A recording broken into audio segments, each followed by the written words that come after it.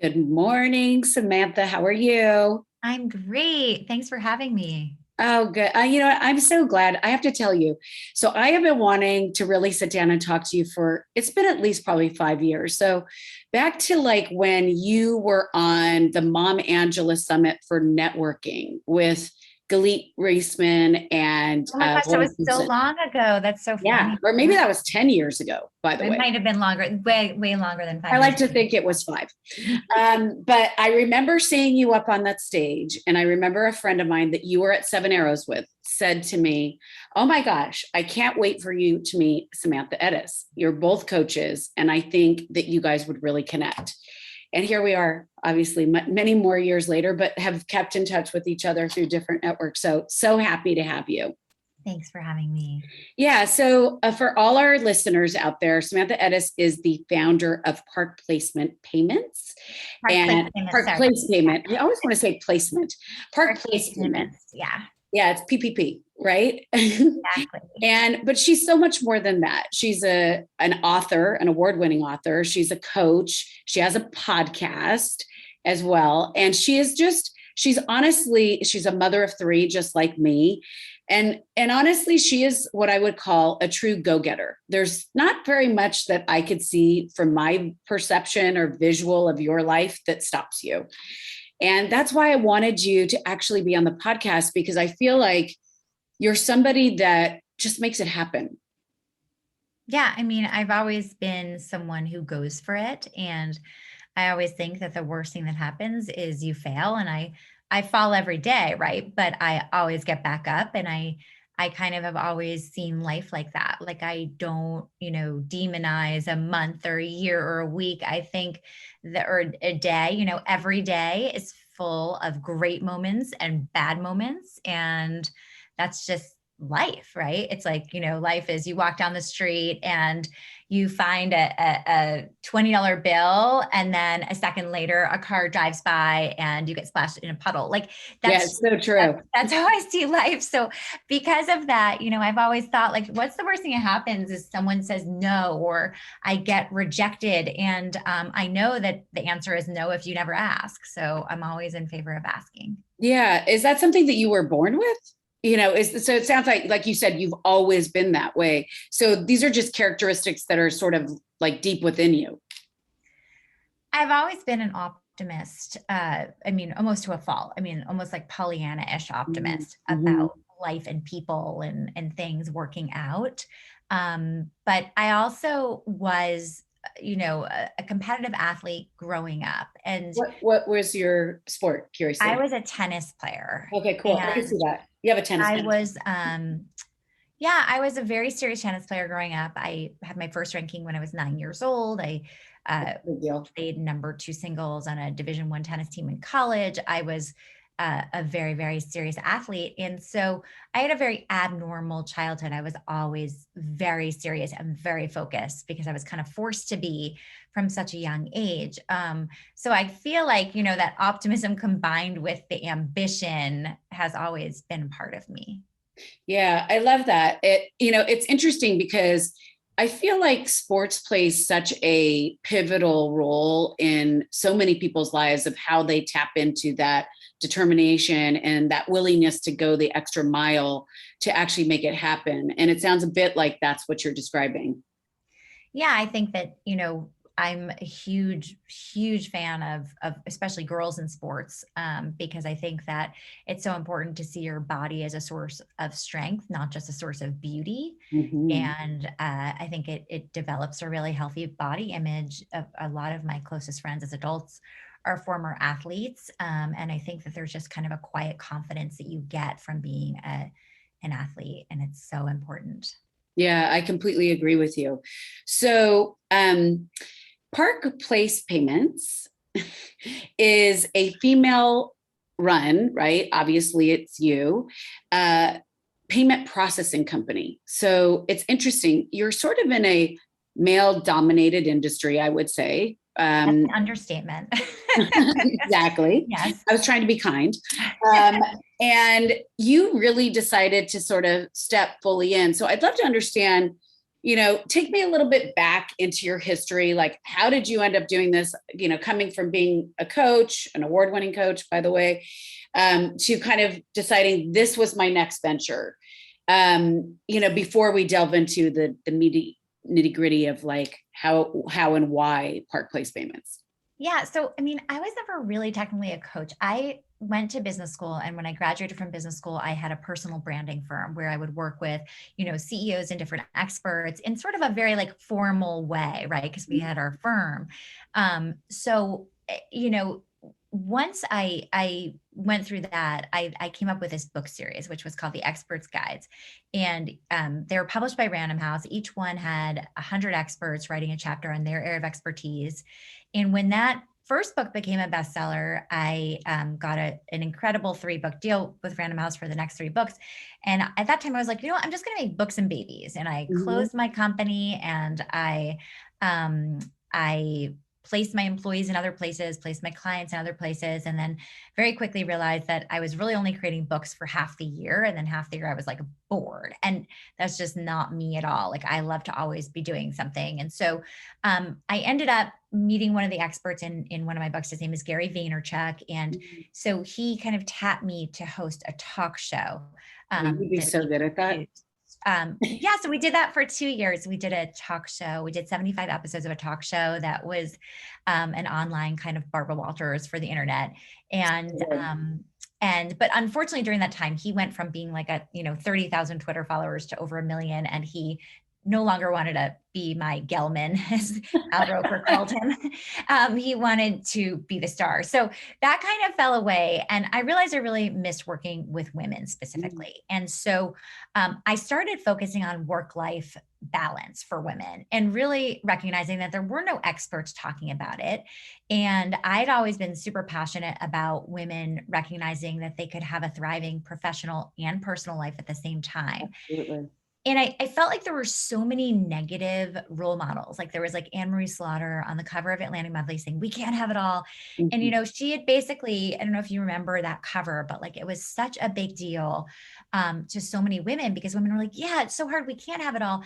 And then when you dug into it, like Anne-Marie Slaughter worked for the State Department. She left her family every week, 5 nights a week to live in a different city. Like her life was nothing like most women, but we were all like clinging to that as the role model of, proof that we couldn't have it all. Whereas like, if you look at men, like they would never have a guy come back from a tour of duty in Iraq and say, we can't have it all. And they'd be like, yeah, see, this guy did it. Exactly. So you can't have it all either. And it was just ridiculous. And I thought, okay, why isn't there a positive role model for having a thriving professional and personal life? So I created this book called The Pie Life. It came out now 5 years ago. And I interviewed, 100 different women who were at the top of their fields, like the president of Barnard College and a top designer, and Gail King and Shonda Rhimes, and all people who are at the top of their professions, to find what was it that made them have this thriving.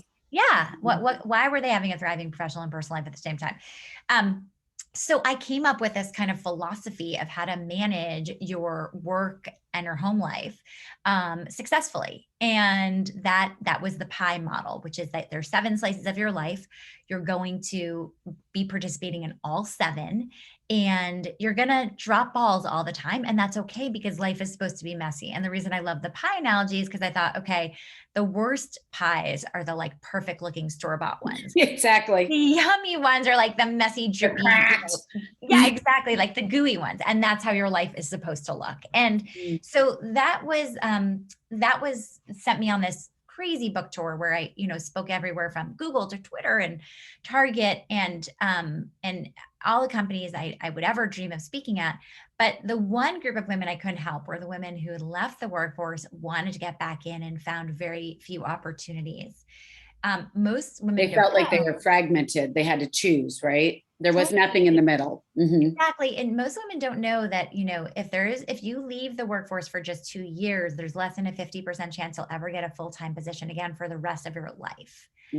And we talk about this myth of like, we look at a pregnant woman and say, are you going to stay home, or are you going to, are you going to go back to work? And we don't really, what we should be saying is like, just so you know, if you stay home, you'll probably never, it's like a permanent decision. Yes. And there's so many ways to Well, I have. feel like often they're choosing between their family and work.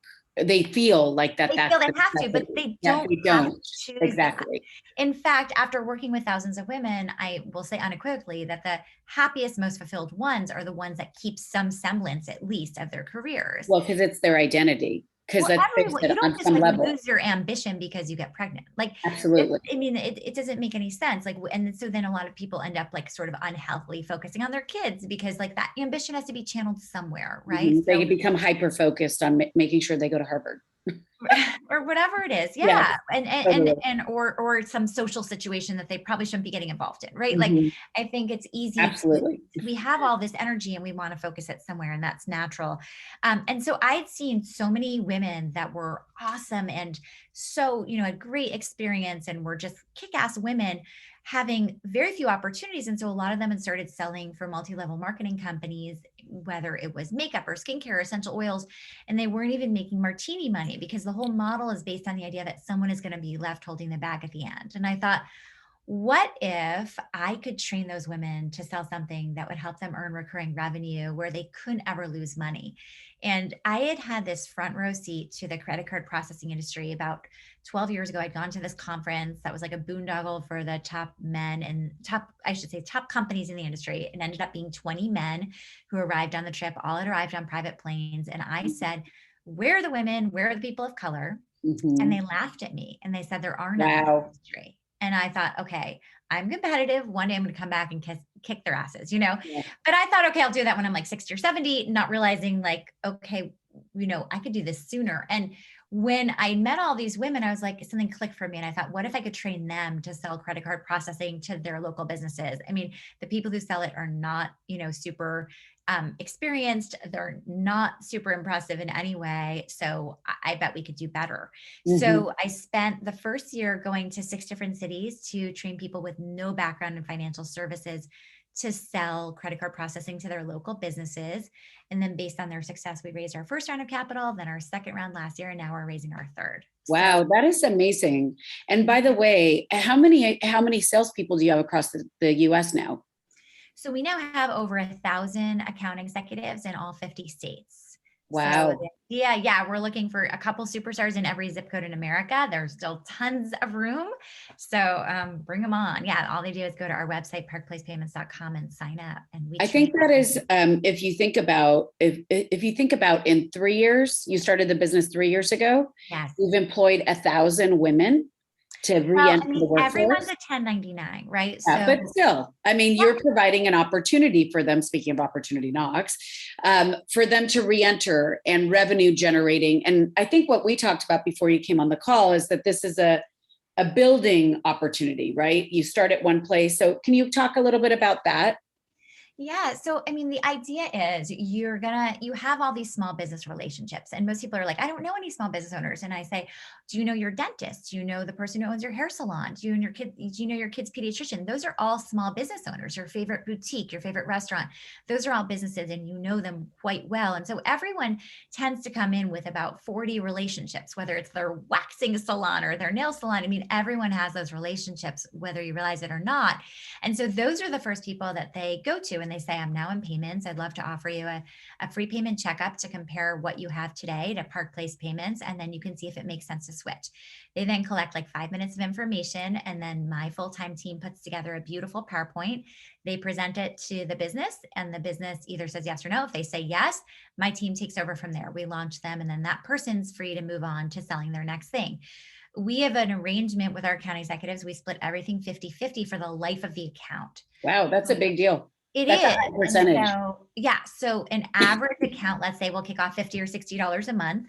And the first month that's $50 or $60. But then by the end of 1 year, that becomes like $720. And then, we tend to keep our accounts because we have great customer service. So that could be 5 years of at least of that one account, and it keeps going. And then you build up because you then add your dry cleaner, and then you add your hair salon, and then you add your yoga studio. And so basically you just keep building on it. And it's like building this, I want it to be like life insurance for these people. When we started out, it was all women. Now I would say it's like 80 to 90% women. And we have a lot of people of color. We have a lot of people who've been victims of ageism, homophobia, racism, sexism, like any ism. We're like, bring it on. We'd love to Yeah. have you, and we'd love to help you gain financial independence. A lot of people who join us are stuck in maybe a career they love, but they're stuck financially. So they might be teaching, and there's only so much you can make as a teacher, or they might be Absolutely. an administrator at a hospital, and there's only so much they can make. And so a lot of people do this as a side hustle, and then some people do it full time, and we're welcoming to all of them. But the idea is that, a lot of people are capped in an hourly position or a salary position where they can't make more. And we want to help them, say like the sky's the limit. The harder you work, the more time you put in, the more you're going to make, and it's yours forever. So, So what is the mission of your company? So I know for the actual person who's involved, if you're a salesperson, it's your opportunity is to try to allow them to be financially independent. But what's the value prop on the opposite side? that's a great question. Yeah, Yeah. curious. So for businesses, what we try to do is we always have the best customer service. So like our churn rate, the industry average is a 30% churn rate. So that means that if you go to a business, there's a 1 in 3 chance they're changing processors this year, right? Because the Mhm. average business changes every 3 years. Our churn rate is 1.5% because we have exceptional customer service. It's all in-house. It's not farmed out to another country. It's not So farmed out. important. It's all in-house, and we know everyone's name, and we really care about the business thriving. And that, I mean, unbelievably in this industry, because there's been poor service for so long, it hasn't been hard to differentiate ourselves that way. And then what we're doing with this new fundraise is we're also differentiating ourselves technologically. So we're creating all of these new systems in place for the merchants, and then also for our account executives to feel like they're part of a broader community. And so that's sort of the next piece of the puzzle, but we're Yeah. always evolving. Yeah. Yeah, it sounds, of course, because in order to stay at the top of the train, or as the lead, right, you need to actually, especially with the way that technology is moving so quickly, you need to stay ahead of it, and apps and all those things, I'm sure, play like a huge role for you. Absolutely. Yeah. Yeah. So we talked a little bit about this before we got on the call, but you were talking a little bit about, I said, oh, you're the square then. And because of course, for me, that's my reference point, because when I first started Empower and I was doing all those events, I immediately was like, well, I need Square because I need to be able to Sure. pay people's payments. So now I know that I need actually Park Place payments. I need 3Ps. Yes. But tell me a little bit more about that. Like, what is the difference? Why would I go to you versus them? How do I get started in that regard? Yeah. So, I mean, Square and Stripe in many ways have helped our business in terms of it helps for people to go to the playground or a dinner party and be able to say what they do. And someone's like, is that like Square? And you say yes. And it's like, game over. I get what you do, Yeah, and that's totally. great. But there's really thousands of competitors. And in Square and Stripe, what they have done is they offer a flat rate, which at first is like really tempting because as a business owner, like I get it, right? I earn $100 and I have to pay Square $2.85. Mhm. That is easy to understand and it's digestible and that's awesome. Unfortunately, like if you and I go out to lunch and we go to a restaurant where the main dish is the same price as the appetizer, we're going to be like, what? Like that Exactly. doesn't make any sense. And that's unfortunately, people are really overcharged when there's a flat rate because the way the credit card industry works is every credit card, like if you pay with your Starwood, Amex card and I pay with my Visa debit card, it costs the business a totally different thing to process each of our cards.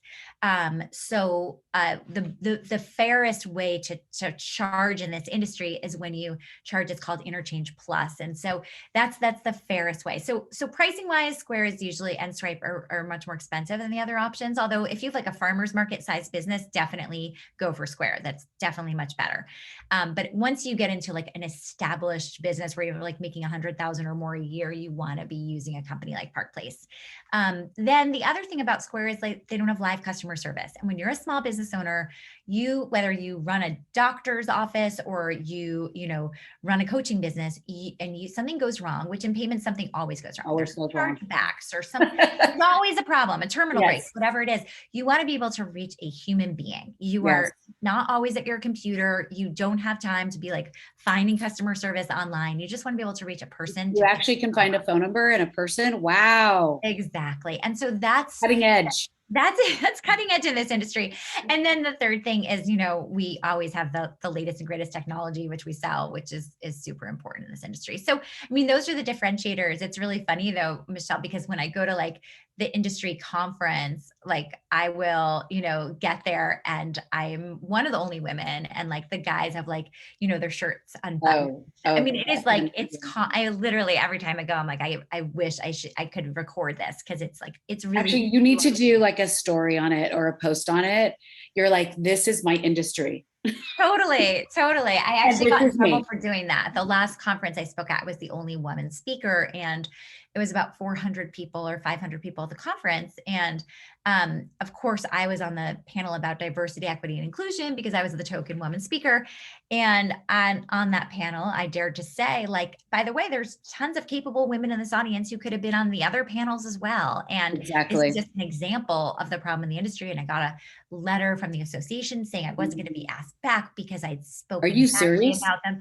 Yeah. And I said to them, like, if I don't speak up, who will? Like, I'm on the stage. It is my responsibility to use my voice and speak up. And so I would rather not be invited back because I will always be using my voice. Yeah. I mean, and by the way, they need to know their audience too. They know that if they did any research or in advance, they would know that you're a champion of women.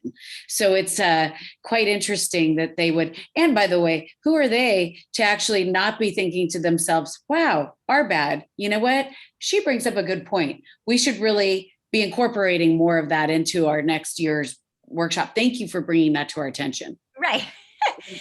But that's how backwards it is, and so it's just funny to be part of an industry it's just kind of like, it's unbelievable that it still exists today, but it does, Yeah.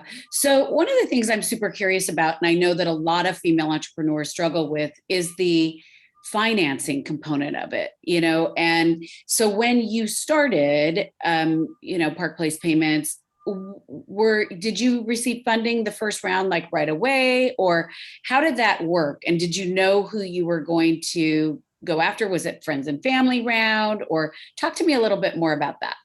It's funny. I don't know if this is a gender thing. I've always found it easier to go to people I don't know for the money rather than the people I do know. I've tried to get more comfortable. I actually sent out an email with our last round just saying, like, it's come to my attention that like all the men will go to dinner with their friends or whatever and be like, hey, by the way, I'm starting this thing, or I'm doing this thing if you want in on it. And so they get in early on all the good deals, and women typically don't do that. And so I had never done that with my friends. So I like sent an open email to my friends saying, like, by the way, if I just want to offer you the opportunity to be part of this, it would never have had occurred to me before. And I suddenly got like 8 of my women friends who have never even invested before interested in being part of it, which was like super exciting to me. And I think I'm kind of obsessed with women investing, right? Because like, if you look at women's magazines, all of the articles are about how to save money, right? Like, don't have that latte, even if it makes you happy or whatever, like, save the $5 a day or $8 a day. And if you think about it, all the men's magazines or not about risk taking. Exactly. And all the men's magazines are like, this is how you invest, take this is the path to success.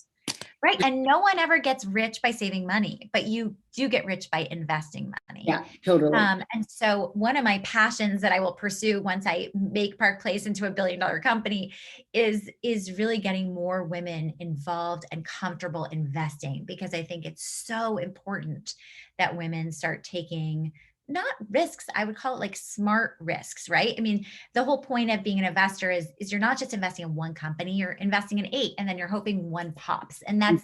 that's kind of how it works. And I think it's so intimidating when you haven't done it before. And just in general, right? Like I always say at your next women's dinner, don't just say like, oh my God, how's your marriage, or complain about your partner, For but your kids. instead, or your kids, but like also say like, what's your relationship with money like? Like it Mhm. is fascinating the answers you will get, and people really want to talk about it, and it's something women don't talk about enough. So I encourage that conversation. But back to your first question, I mean, in terms of our investments, the first round was an angel round. I just I think because I've always been someone who doesn't fear rejection, Mhm. I know that it's like anything you sell, right? You're a really good salesperson. Like if you are going to sell something, you're not expecting to have 100% hit rate. You're Yeah. expecting how many, I have a question for you. How many yeses or how many no's for a yes, do you think? 10 no's to a yes. 10 no's to a yes. Okay, Yeah. perfect. So Like 10, that's, yeah, that's exactly. my And by the philosophy. way, like if you just use, and by the way, I love it. Like I think of it as a game. Me too. Me It's, but too. you and I are very similar that way. It's, Yes. there's that book Getting to Yes. So for me, it's all about persuasive communication and how do you get to the yes, right? Absolutely. And I also Even when think it's a like I no, have it my can little change to yes. spreadsheet. Like my spreadsheet motivates me. Like, cause I know every time I put something in there, if someone says no to me, I know it gets me closer to the yes. Cause you have to rack up those no's to get to the yes. And if you think of it that way, it's a lot more helpful. Plus, every time you pitch, you get better at pitching. Absolutely. Well, So your message becomes more clear and exactly. you hone in on exactly what, and also, as you know, if you're able to read the person that you're working with, whoever it is on whatever level, then you're able to better like assess like what they're looking for. Correct. Now, I will say I've had a lot of bad experiences. It's not like it's been a walk in the park for me with the fundraising. I've now gotten to a point where I almost enjoy it. It's hard. I mean, it's hard to believe, but I kind of enjoy it. Parts of it. In the beginning, I was really fearful of it. And but I had really difficult experiences. I mean, my first round, I thought, I closed $1 million. It seemed pretty simple, pretty easy. I mean, I got some no's, but I probably had the 10-to-1 ratio and it was going well. And this one guy was actually the lead in the round and all the paperwork was out to everyone. And suddenly he dropped out. And the reason he dropped out is he said I had so much on my plate, so many people, he said, are counting on you that I just don't know if you're going to have the time to run a company. Oh, And interesting. that was code for you have 3 That's children. exactly what I was about to say. Yeah, Yeah. and I was like, would he say that to a man? Instead, he'd be like, "Oh, good, the guy has a lot of people, counting on him, so he's going to work extra hard." Like, Mhm. no one penalizes a guy for having children or a wife who's counting on him or whatever, and that's what we do to women. And so, at first, my instinct was like, "Oh my God, I can't handle this," and my husband's instinct was like, "Oh, you should just save it. Like, go, just save it, just figure it out." And honestly, it was really bad advice because this guy, he kept asking for more and more things, but I'd already sold him, right? So he was just trying to back out. And it turned out it was the best thing that happened to me because 2 weeks later, I went to a conference that I was speaking at, and I was like, oh gosh, I've got to fill this round. I have like an extra $300,000 to fill. So I better have meetings at this conference. So Yes. I was going to Austin and I just looked on LinkedIn for like Austin angel investors, literally anyone on LinkedIn, Mhm. and started setting up meetings. And I closed my round in Austin, and there were 3 women. 2 of them are women of color, and Oh, I I mean love that. it was awesome. So, and I've always been very deliberate about the fact that on my cap table, I want it to be at least half women and people of color. Mm. And I think if more entrepreneurs were very intent about that, it would change the game. Yeah, I love the fact that you come in very clear because some people aren't. Like it's just like looking for a job. Raising money is not unlike looking for a job. The more clear you are and the more you can ask for what you want and be specific, the more you'll get the return that you want, right? Absolutely. Absolutely. So I think it's interesting that actually it's a question that I have is that when you go to capital investors, um, do you find that there's a lot of women? Because again, there's another male dominated industry. So it must be difficult actually to find, is it that they need to have at least one female or what's your parameters? I don't have parameters that way. But I will tell you that most firms now, because there's been a lot of sort of bad press with the VC industry, most firms try to now have a woman partner. There's a lot of firms that will have their website. Looks like there's a lot of women, and then you'll realize they're all executive assistants and they've just put their pictures on the website to make them look more diverse. But it's still a complete old boys club. It's very difficult. I would say that this round is my first round where I'm really focused on institutions. I had a few institutions in my last round, but the way it's unfolding, I mean, I could write a book about the experiences I've had. It's the bottom line is, when there is an all male firm, I just know going in that the chances of them being a good fit for us are slim, right? So I will certainly talk to them. I will see, because I want the men's money coming into the women's space too, right? Like, I don't want to just be getting money from women, but at the same time, there typically is an ethos of a firm. If there's more than 3 partners and they're all men, there's something, systemic in that firm that's not quite right. Yes. And I think that in general, I don't think the world has changed very much. Last year, funding for women-owned businesses went down, and it's super disturbing. Like, I'm not surprised at all, given my own experiences in the industry, what I see and what happens. I mean, I was among that, 2% of people who got VC, or less than 2% of people who got venture funding last year, and it's just disturbing to me. It is disturbing. That is so small. And I would say that I lean on my friends who are entrepreneurs a lot, because we all are going through a lot of the same things, and we can help each other. Yeah. Well, and I do think, like, that's the one consistent theme and thread that I know of. When I talk to a lot of female entrepreneurs, is about the fundraising and when to ask for it, and how to get started, because like you said, it's very overwhelming. So you bring up a really good point. You brought up your friends. So my question for you is, being a woman and a mother of 3, and I know you have a very busy lifestyle. We're very similar that way. How do you do it every day? Like, that's a question that I get a lot. Like, well, I'm not going to start a business because basically I want to be with my children, or I don't believe I can do it. I can't put the right amount of time in.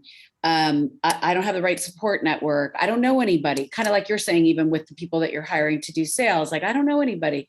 So what would you say to somebody that is looking to step in, but doesn't know how, or giving them those tools? It's such a hard one, because I do believe there's some of it is wiring, right? Are you wired to be a person who likes to be busy, who gets things done? Like, people are always like, how do you get it all done? And I'm thinking to myself, I read a book a week. I have dinner with my kids at least 6 nights a week with my family. I'm take my, son to school every single morning. Like, I find ways to get it all done.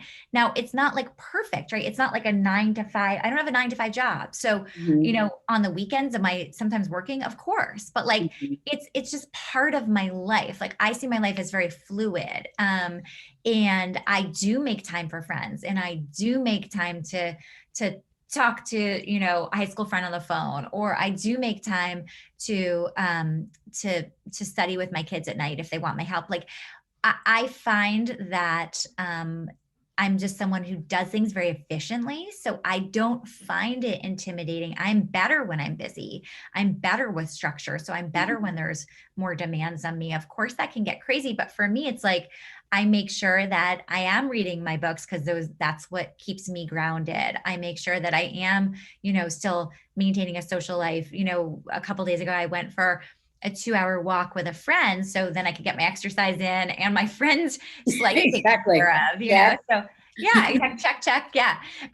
So I mean, listen, are there days when I'm totally overwhelmed and I'm like, oh my God, shit, I completely forgot that? Like, of course, right? That happens all the time. I mess up all the time, but it's still worth it, and I think that's what it is. It's like, would it be worth it for me to not have this full life so that I never messed up an appointment, or I never sent my kids to school in the uniform when it was free dress day. Yeah, Like the exactly. bottom line is, like, I'm sure I would still forget those things half the time if I didn't work. Like, it's just human nature. Absolutely. Well, I think what you're saying is that the benefits far outweigh for you any drawback, right? And that I do believe I think it's interesting because you bring up something important, is hardwiring. Is that some people I remember when I quit the corporate world, my husband said to me, I know you will always want to work. And I said, I think you're probably right. However, what I'm going to tell you is I'm giving you the reins, because I made more money than him at that time. And I said, listen, you just make sure that you can make enough money to support the family in the way that, when we didn't have a family at that time, but it was, talk about giving somebody pressure, right? So, but I think at the end of the day, like, know thyself, right? I would never not want to Absolutely. work. And I also think that, part of it is also people would be like, oh, you're so lucky your husband helps. And I'm thinking to myself, I would never be involved with someone who didn't think they were going to be a 50-50 partner with me. Like, it's not luck, it's intention. And Exactly. I've really never seen any human being reach their full potential who isn't either single or has a partner who believes in their dreams too. And, I think it's really important for your kids to see the role modeling at home of, like, your dreams matter, whatever those Yes. are, they matter. I love that. It's such a great statement. And it is true. The modeling for our children is so important. They do need to see a strong woman, and man for that matter, running the household, making decisions jointly, and that each is supporting one another toward whatever that dream is. I love that. That's very smart. So you bring up the word intention, and I love intentions. And what I wanted to know from you is, I tend to come from a value system, like, of always, like, making sure that people are living within their own value set. So within your intentions, what would you say your top 5 core values are? It's funny because I don't think this way. So you're really challenging me. I don't. Like that. It's Samantha funny. Ettus. I don't. I think I'm so kind of set on what I want to be achieving and what I care about, that I think it's just naturally infused in all of my decision making. That's because you're aligned.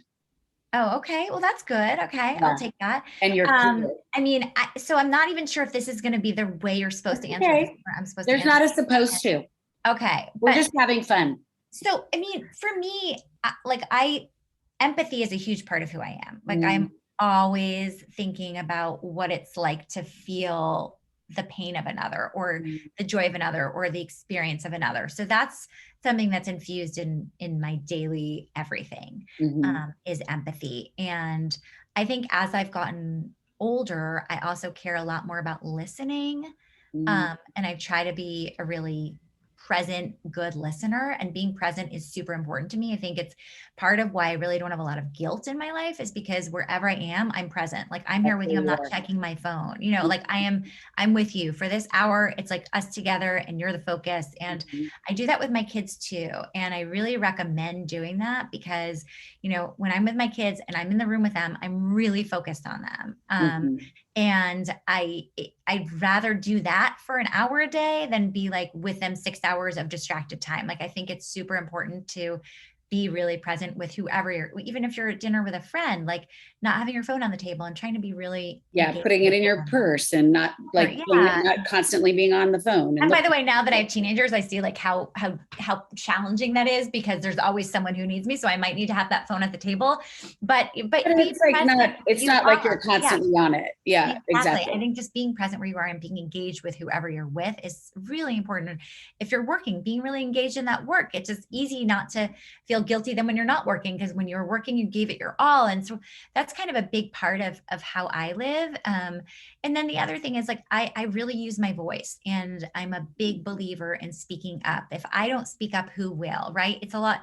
I'm coming from a place of privilege in so many ways. And so if I'm not speaking up for the underdog, if I am not using my voice, if I'm not fighting for people who need more rights and don't have Like an equal rights, advocate, I'm an like advocate for advocating. anyone. Yeah, Mhm. for I see that. everyone who needs an advocate, I try to be that advocate.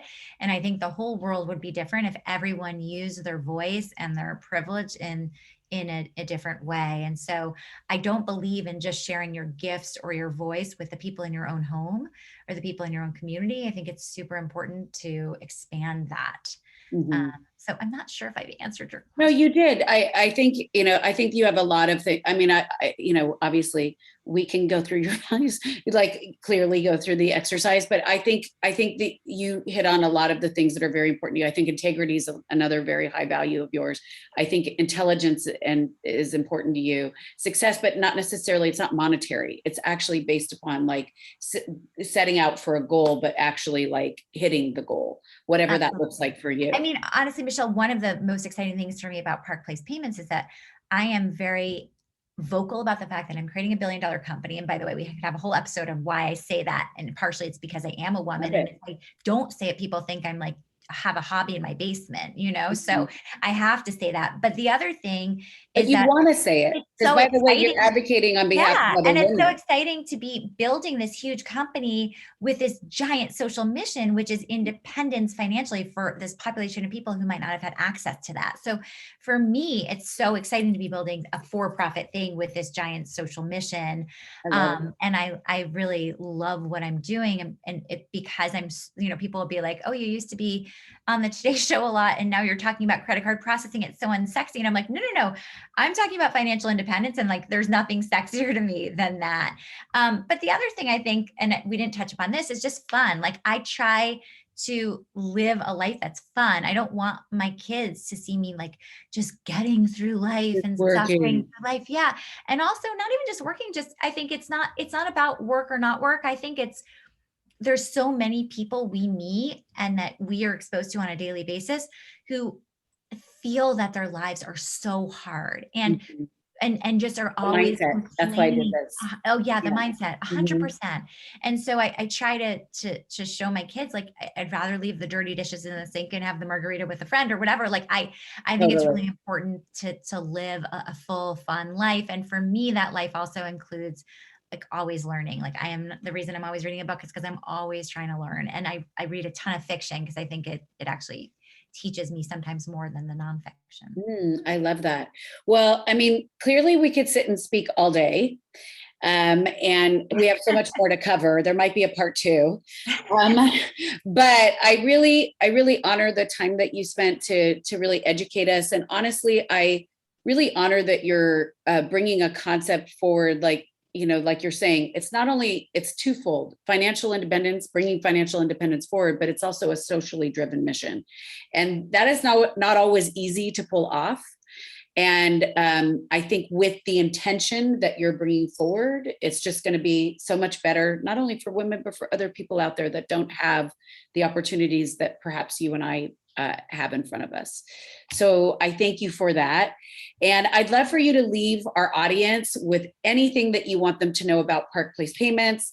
Anything that because I mean, it's like I wanted to talk to you all about, how'd you get your book deal and all those different things. But that's part of the part two. Exactly. I'm going to come back for that. Exactly. Yeah, so people can join Park Place Payments by just going to our website and filling out a form, and then they'll get all the rest. Everything will someone will contact them immediately, and then people can listen to my podcast where I interview a different remarkable woman each week. The last couple of weeks we had Amanda Knox, and this week we have Huma Abedin. We've had Gloria Steinem, Abby Wambach. So we interview people about their personal and professional stories. But I've loved being a part of your podcast. You're an excellent interviewer. So thank you so much, Michelle. Oh, thank you so much. I so appreciate it. And by the way, so tell them the name of your podcast, because you just referenced what it's about, but tell them the name. Sure. It's called What's Her Story with Sam and Amy. It's an iHeart podcast. I love it. I love it. Okay. Well, thank you so much for your time. And I'm looking forward to more fun with you in the future, and have an amazing 2022 and continue growing that $1 billion business, because it's coming. Thanks, Michelle. All right. Love you.